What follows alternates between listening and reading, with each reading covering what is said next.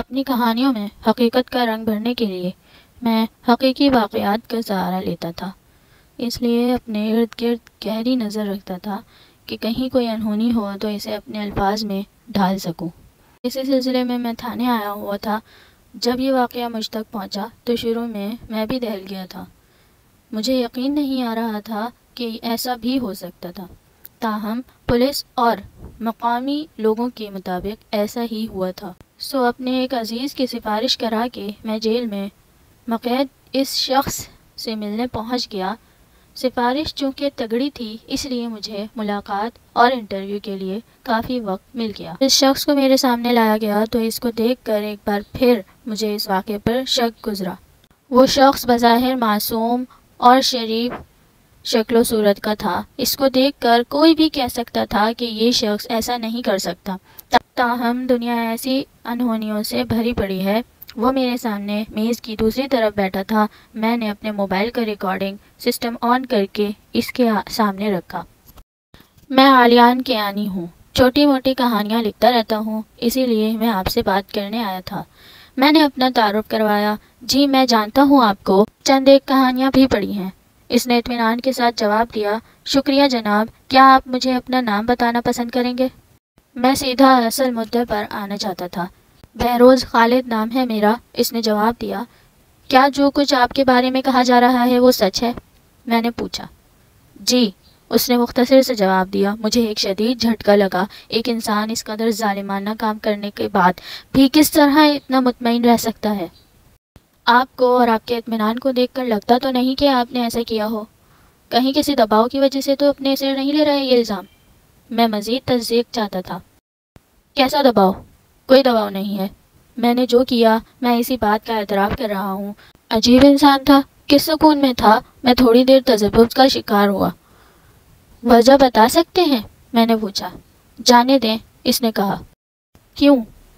کیونکہ آپ میرا یقین نہیں کریں گے، میری وجہ کو محض ایک بہتان تصور کریں گے، باقی لوگوں کی طرح۔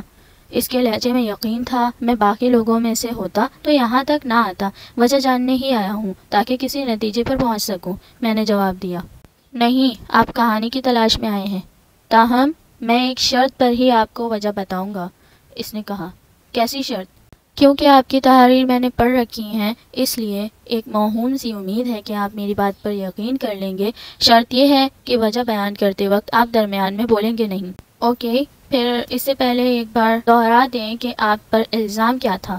میں نے کہا۔ الزام نہیں، سچ ہے، میں نے واقعی اپنے 8 سالہ بیٹے کا قتل کیا ہے، اس کی لاش کے ٹکڑے کر کے انہیں آگ لگائی ہے۔ ایک بار پھر اطمینان، یعنی اس شخص نے اپنے سگے بیٹے کا نہ صرف قتل کیا بلکہ لاش کے ٹکڑے کر کے جلایا بھی۔ اس کے باوجود وہ مطمئن تھا۔ ایک رائٹر کی نگاہ سے میرے لیے یہ ایک بہترین کہانی ثابت ہو سکتی تھی۔ کیوں کیا ایسا؟ اب میں وجہ کی جانب آیا۔ وہ شخص تھوڑی دیر خاموش رہا، پھر ایک لمبی آہ بھر کے شروع ہوا۔